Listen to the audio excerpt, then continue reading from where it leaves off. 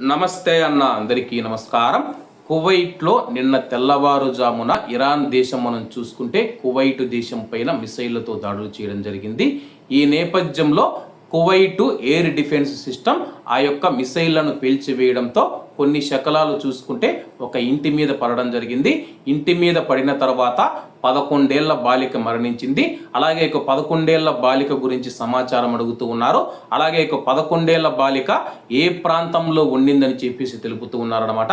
స్థానిక మీడియా తెలిపిన వివరాల ప్రకారం కువైట్లోని కదీసియా ప్రాంతంలో క్షిపణి శకలాలు తగిలి మరణించిన ఇరానియన్ బాలిక విశ్రాంతి తీసుకుంటుందని చెప్పేసి కువైట్ కదీసియా ప్రాంతంలోని తన ఇంటిపై జరిగిన క్రూరమైన దాడిలో క్షిపణి శకలాలు తగిలి మరణించిన 11 ఏళ్ల ఇరానియన్ బాలిక మృతదేహాన్ని ఖననం చేశారు.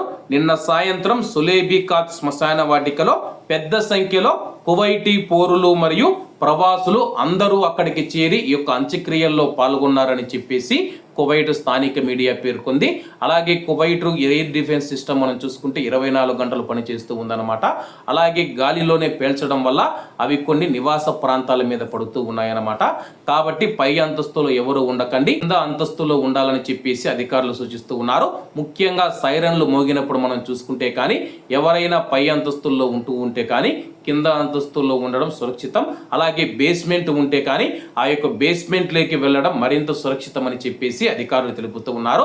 ప్రస్తుతానికైతే ఈ యుద్ధం మరీ చెబుతూ ఉన్నాను. చాలా మంది కువైట్లో ఉన్న భారతీయులు చాలా మంది భయాందోళనకు గురవుతూ ఉన్న నేపథ్యంలో ఈ యొక్క యుద్ధం అనేది ఇజ్రాయెల్, ఇరాను, అమెరికా మధ్య మాత్రమే జరుగుతూ ఉంది. కువైట్ మరియు గల్ఫ్ దేశాలకు ఇరాన్ మధ్య జరగడం లేదు.